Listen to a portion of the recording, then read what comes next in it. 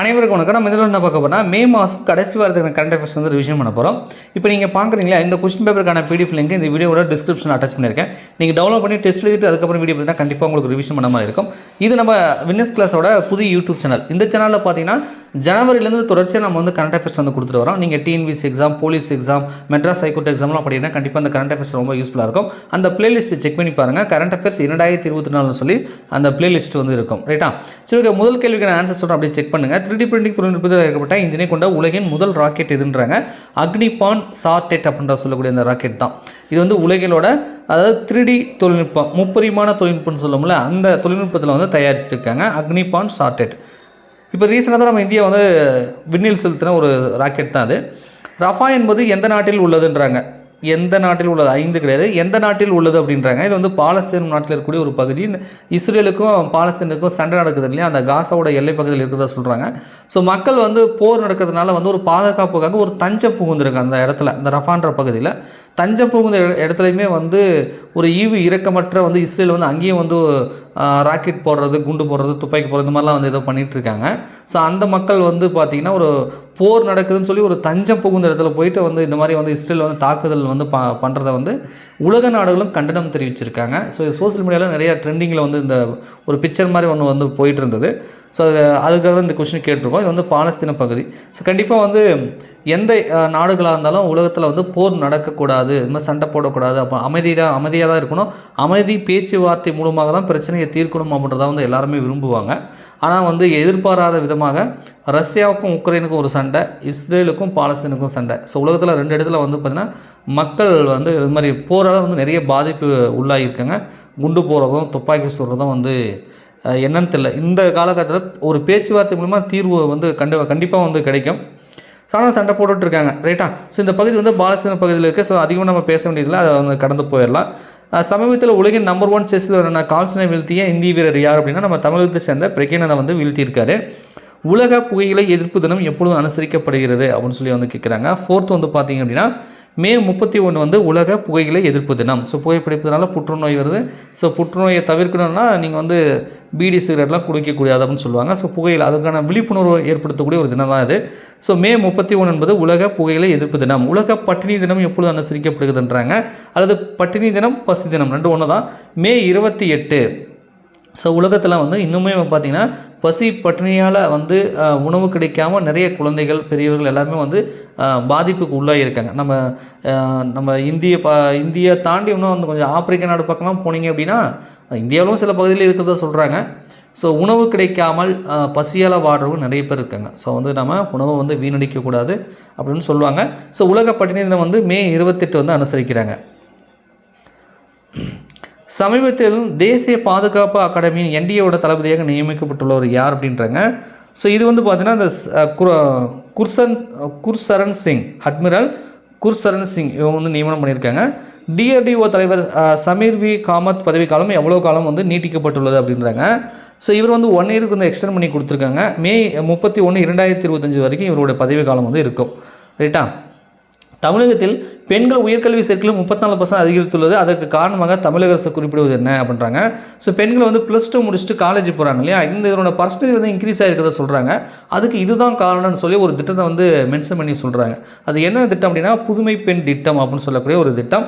So வந்து அரசு பள்ளியில் படிச்சுட்டு உயர்கல்வி போகிற பெண்களுக்கு பார்த்தீங்கன்னா மாதந்தோறும் உதவித்தொகை கொடுக்குறாங்க இல்லையா, அதனால் வந்து பார்த்திங்கன்னா உயர்கல்வியில் சேர்க்கக்கூடிய பெண்களோட சதவீதம் இன்க்ரீஸ் ஆகிருக்கு அப்படின்ற மாதிரி சொல்கிறாங்க. ரைட்டா?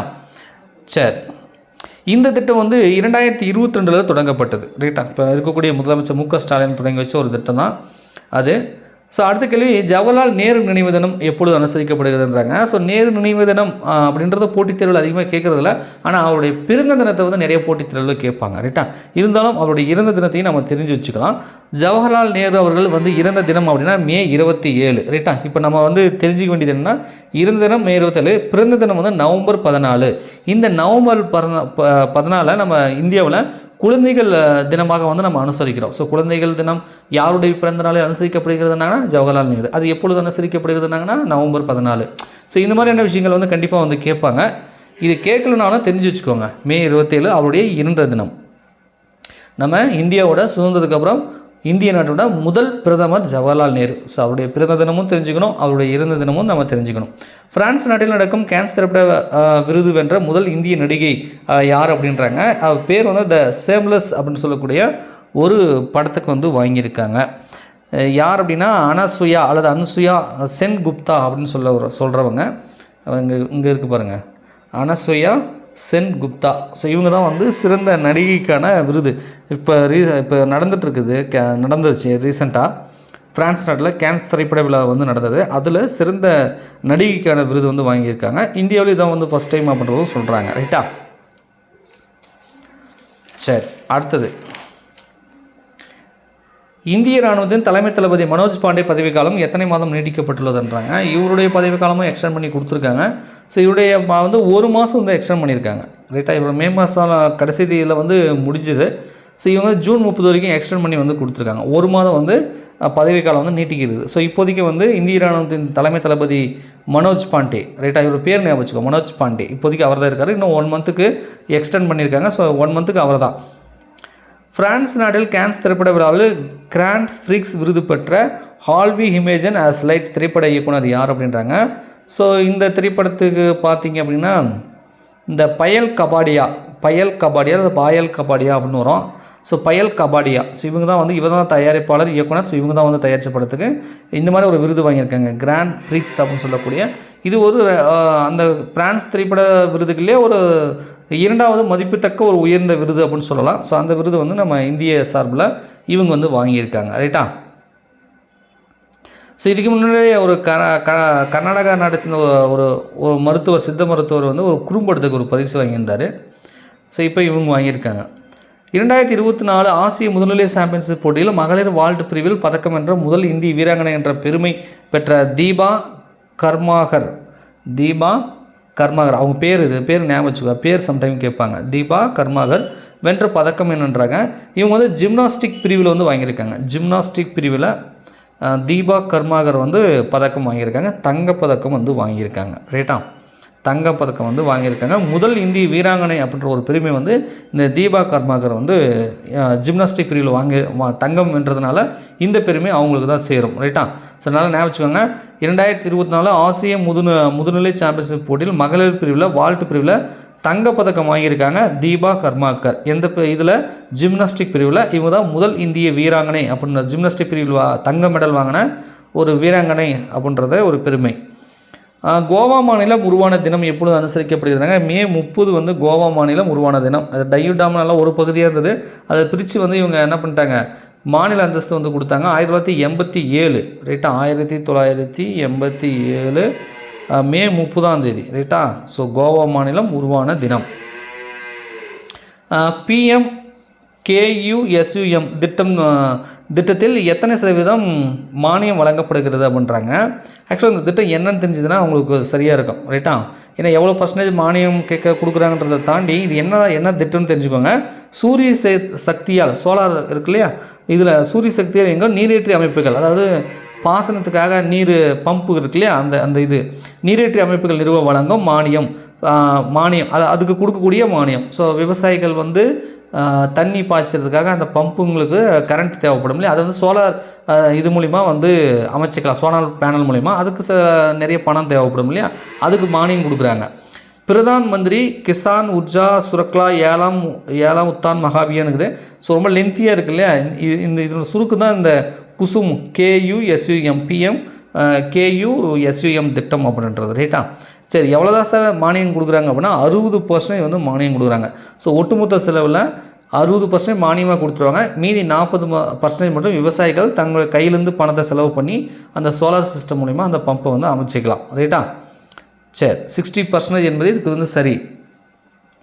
மாலத்தீவோட நாணயம் பேர் என்ன? நம்ம இந்தியா ரூபாய் அப்படின்னு சொல்கிறோம்ல, ருபீஸ் ரூபாயின்னு.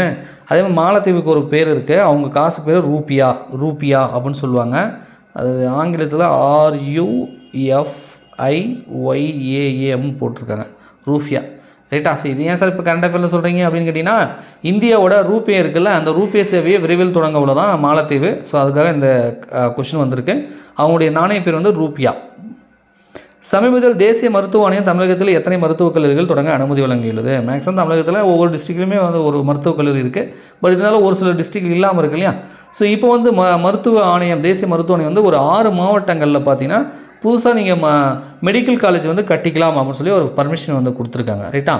அந்த 6 மாவட்டங்கள் என்னன்றதை நான் சொல்கிறேன், தெரிஞ்சுக்கோங்க.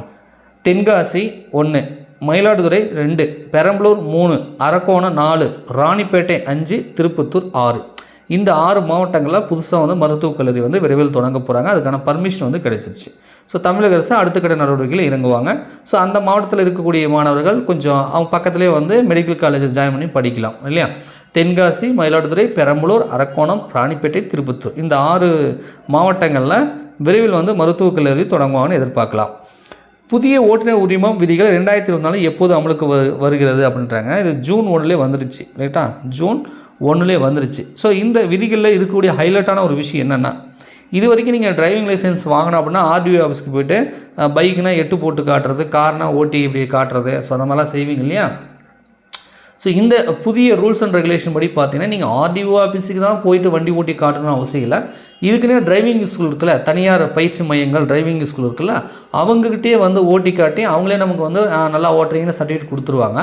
அதாவது பயிற்சியை ஃபஸ்ட்டு ஓட்டி காட்டுறது இவங்ககிட்ட காட்டிட்டோம்னா இவங்க என்ன பண்ணுவாங்கன்னா ஆர்டிஓ ஆஃபீஸ்கிட்ட இவர் வந்து நல்லா ஓட்டுறாரு அப்படின்னு சொல்லிட்டு இவங்க ஒரு அப்ளை பண்ணி நமக்கு வந்து சர்டிஃபிகேட் வாங்கி கொடுத்துருவாங்க.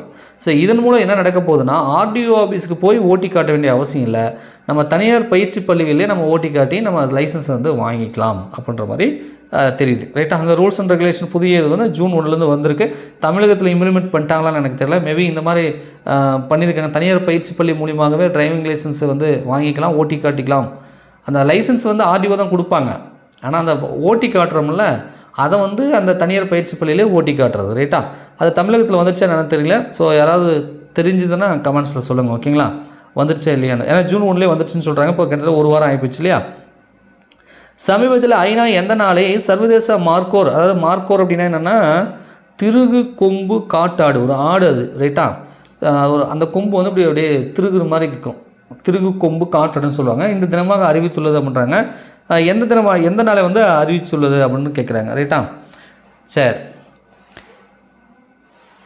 ஸோ இது வந்து பார்த்தீங்கன்னா மே 24 தான் மார்க்கோர் தினமாக ஐநா வந்து அறிவிச்சிருக்கு. அது எதுக்காகனா அந்த திருகு கொம்பு காட்டாடு, இது ஒரு அழிந்து வரக்கூடிய ஒரு ஆடுன்னு சொல்கிறாங்க.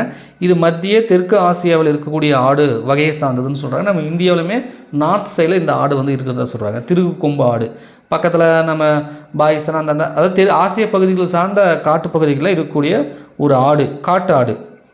மே 24 ஞாபகம் வச்சுக்கோங்க. சர்வதேச சூரிய சக்தி கூட்டணியில் ஐஎஸ்ஏன்னு சொல்லுவோம்ல. ஸோ 99வது உறுப்பினராக இணைந்துள்ள நாடு எதுன்றாங்க. இந்த ஸ்பெயின் வந்து ஜாயின் ஆகிருக்கு. ரைட்டா? 99வது உறுப்பினர் நாடாக ஸ்பெயின் வந்து இணைந்துள்ளது. ஸ்பெயின் நாடு என்பது இதுக்கு வந்து சரி. ஸோ 20 கேள்வி கண்டிப்பாக உங்களுக்கு வந்து யூஸ்ஃபுல்லாக இருக்கும் நம்புறோம். வீடியோ பிடிச்சா மறக்காமல் லைக் பண்ணுங்கள். இந்த பிடிப்பு உங்களுக்கு தேவைப்படுச்சுன்னா டவுன்லோட் பண்ணி வச்சுக்கோங்க. கடைசி கேள்வி உங்களுக்கான கேள்வி. ஸோ இப்போ வந்து பார்த்தீங்கன்னா சமீபத்தில் எலெக்ஷன் நடந்தது, எம்பி எலெக்ஷன் நடந்தது. 3வது முறையாக நரேந்திர மோடி அவர்கள் வந்து பிரதமராக பதவியேற்க போகிறாங்க. ரைட்டா? பட் லாஸ்ட் 2 டைம்ஸ் பார்த்தீங்கன்னா அவங்க தனி மெஜாரிட்டியில் வின் பண்ணாங்கன்னு கேள்விப்பட்டிருப்பீங்க. இந்த டைம் வந்து பார்த்தீங்கன்னா சந்திரபாபு நாயுடு அப்புறம் பீகாரில் சம்திங் ஒருத்தர்கிட்ட வந்து கூட்டணி அமைச்சு தான் வந்து அவங்க வந்து பிரதமராக பதவியேற்க முடியும். அதாவது கூட்டணி இல்லாமல் பதவியேற்க முடியாது, தனி மெஜாரிட்டிக்கு இல்லை அப்படின்ற மாதிரிலாம் வந்து பத்திரிகை செய்தியில் பார்த்துருப்பீங்க. இது ரிலேட்டடாக உங்கள்கிட்ட ஒரு கேள்வி என்னென்னா, இப்போ சமீபத்தில் நடந்த பொதுத்தேர்தலில் பாஜக வென்ற தொகுதிகள் எத்தனை? பாஜக எத்தனை எம்பி சீட் பெற்றிருக்காங்க? எத்தனை தொகுதியில் வெற்றி பெற்றிருக்காங்க? இது ஒரு கேள்வி. இதோடு சேர்ந்து மேலும் ஆட்சியை அமைக்க குறைந்தபட்சம் எத்தனை தொகுதிகள் வென்றிருக்க வேண்டும்? இந்தியாவில் நீங்கள் பிரதமர் ஆகணும் அப்படின்னா ஒட்டுமொத்த தொகுதியிலேருந்து ஒரு குறிப்பிட்ட சீட் வந்து கண்டிப்பாக வந்து வின் பண்ணியிருக்கணும். அது அவங்கள தனி மெஜாரிட்டியாக இருக்கலாம், அல்லது கூட்டணி கட்சிகளோட ஆதரவு இருக்கலாம். ஆனால் இத்தனை எம்பிக்களோட ஆதரவு இருந்தால் மட்டும்தான் இந்தியாவில் ஆட்சி அமைக்க முடியும், பிரதமராக முடியும்னு சொல்லி ஒரு லிமிட் சீட் வச்சுருப்பாங்க. அது எத்தனை சீட்டு, எத்தனை எம்பி தொகுதி அப்படின்றதான் உங்களுக்கான கேள்வி. இந்த கேள்விக்கு விடை தெரிஞ்சதுன்னா மறக்காமல் கமெண்ட்ஸில் கமெண்ட் பண்ணுங்கள். ஸோ அடுத்த வீடியோவில் சந்திப்போம். நன்றி, வணக்கம்.